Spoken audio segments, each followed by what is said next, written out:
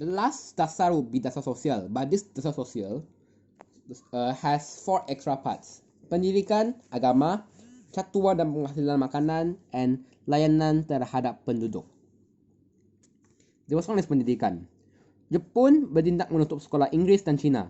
Terdapat penggunaan sekolah yang digunakan untuk keperluan pentadbiran tentera. Sistem persekolahan Jepun diperkenalkan untuk membentuk semangat persaudaraan sejagat yang dikenali sebagai Hakkoichi, mencapai teknologi industri, meningkatkan disiplin dan menerapkan nilai Jepun. Tentera Jepun berusaha untuk memupuk nasionalisme Asia, menghapuskan pengaruh Barat dan menanam kesetiaan kepada Jepun melalui bidang pendidikan. Okay, what does it mean? First of all, they closed every single English and Chinese school in the country. And then some of these schools became like facilities for the army instead. Like they became training facilities or places to sleep, so on and so forth. And then this Japanese educational system is to make the students have this semangat persaudaraan sejagat, Hakkoichi. And then mencapai teknologi industri, they want them to achieve they want to achieve more in the industry, like in technology and stuff. And then they want them to be more disciplined. And then they want to have those Japanese nilai, like basically Japan is a very disciplined country. That's the main point you have to know. So they want people to be like Japan, to be like Japanese people as well. They want them to follow the Japanese way. And then they want memupuk nationalism Asia. They want, as I said in the 3.5 part, is that Japan wants them to fight Barat. They want to make Barat look like the good guys. Make British look like the bad guys. I mean. And then they want the people of the country to be loyal to Japan instead. And they're doing this through pendidikan. So a few extra stuff is, pendidikan menekankan semangat Jepun, Nippon Seishin, menghormati kebudayaan dan Maharaja Jepun, Ten no Heika. So this education is more on the spirit of Japan, and they want to respect the Emperor of Japan. And then the Japanese language, which is Nippongo, is used more widely, and is the lingua franca, which is the communicative language in lingkungan sekemakmuran Asia Timur Raya. I don't think I have to talk more about that anymore. Sekolah bermula dengan perhimpunan pagi menghadap arah negara Jepun dan menyanyikan Kimigayo. Like how we usually stand in front of the flag to while we sing Negaraku. The Japanese people, they will, in the Japanese army, they will ask the students to face Japan and then sing their national anthem, which is the Kimigayo. And then Jepun secara halus memanipulasi pegawai agama. Oh, that one's the next part, which is sikap Jepun terhadap agama. Bagi membendung kegiatan penentangan, Jepun menghormati agama Islam dan adat Melayu serta tidak campur tangan. This one, as I explained last time, Japan doesn't want people of our country to go against Japan. So the way they do this is by respecting the king and then the local leaders as well, but they also respect Islam. So the way they respect Islam is, even though they close down English and Chinese schools, they still open those madrasah and Islamic schools, like the places where you can learn the Al-Quran and stuff. And then they did not get involved in anything about religion. But they did do one thing. Majlis Agama Negeri dibentuk dan persidangan agama Islam diadakan di Singapura dan Kuala Kangsar. So this is to spread Islam more. But they did do some things. First one, which is secara halus memanipulasi pegawai agama untuk tujuan propaganda. So like they use this religious method to spread Japanese propaganda more. How? Pegawai agama menyampaikan hal yang diputuskan oleh tentera Jepun di Masjid dan Surau. Dan masjid digunakan untuk menyampaikan titah sultan bagi menyokong dosa Jepun seperti menambah pengeluaran makanan dan tidak menyebar kabar angin. So usually when you go to Masjid or Surau, you either go there for lessons to pray, or you go for Salat Jumaat, Friday prayers.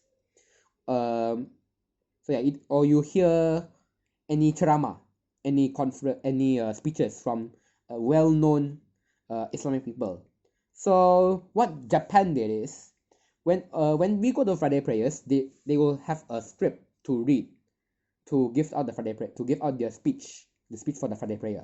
So what Japan did is they changed the speech a bit so that they include what Japan wants them to do, which is, for example, don't spread rumors, and make sure you produce more food, which I will go through more in the third one.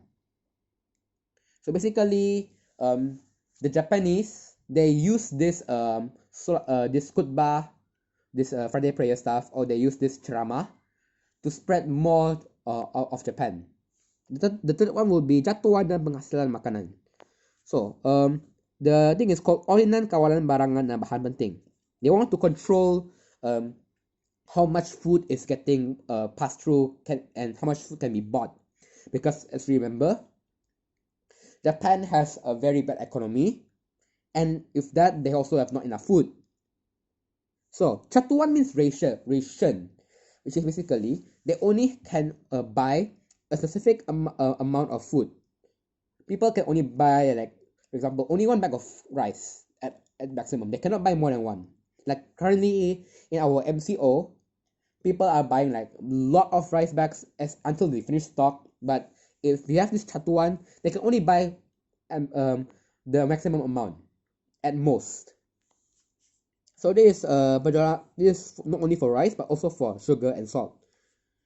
And then they want the people to overcome this issue that they don't have enough food by making their own food. So they make this campaign called tambah lebih banyak makanan. Mereka melancarkan campaign ni untuk mencukupkan makanan dalam negeri. Like if you don't have enough food, make your own food. That's basically what Japan is saying. And then because of this struggle that we had to do, it made the people back then more creative. More berdikari. More berdikari means more diligent. And then they make more creations. For example, tempe from biji ketah. I forgot what tempe is. Now the last one, layanan terhadap penduduk. We know some of this already, but there is one main thing you have to know. Orang Melayu and peribumi, like Kadasan Dusun, orang asli, anything that is Bumi Putra, they got a good treatment, a so-called good treatment. And then they only do this because they don't want the Malays to go against Japan and start a riot or something, because they will make Japan very weak, because as we said, their economy is weak. So if any problems occur, they're going to have a hard time solving it. And then next one is India. So they treated India nice as well. They treated India nice because not only does Japan want this whole area, they also want India as well, which is here. So like the way they want to take over India is by making India believe in them, because that time India was taken over by British. So because India was taken over by British, they want India to fight British, and then when British runs away, Japan will take over India instead.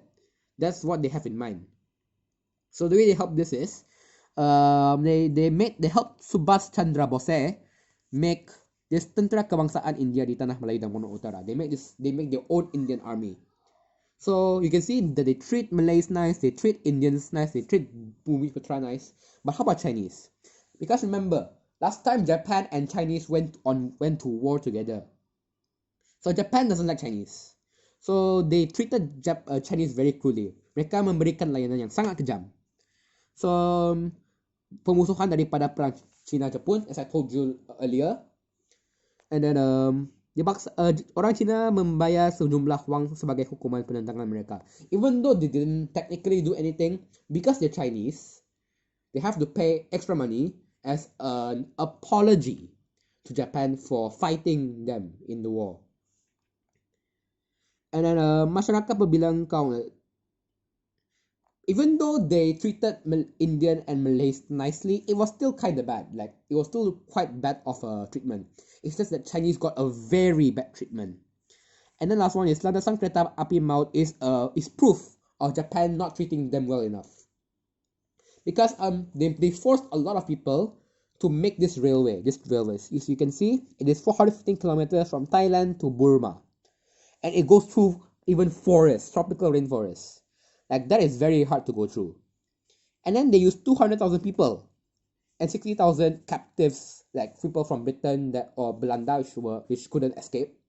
They used those people to make this long railway. And because of this long railway, they have to work so hard that they end up not having enough food, and they have any sickness, and then it is really a bad environment anyway. Like Japan will like look at them, and then if they don't do well enough, they will scold them and stuff. So because of this, many people died, which is sad. And then this is also another proof, which is nyawa di hujung pedang. So this Malay guy was framed. People claim that he was trying to go against Japan, even though that he didn't actually do anything. But before he was able to get killed, he escaped. He escaped because at the time Japan already lost to the US.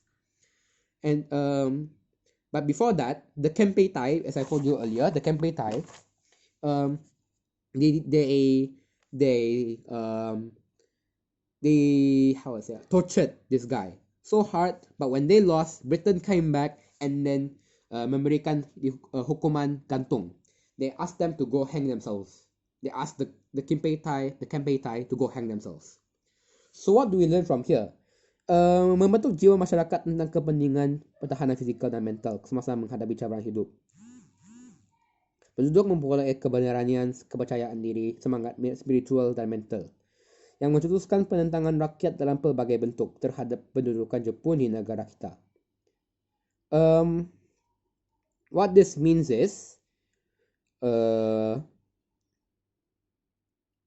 because of how bad Japan treated the people, they became braver. They became more mentally ready for this. And because of this mindset, they became more mentally ready, more physically ready. They became stronger. And because they became stronger, people started to go against Japan without getting scared.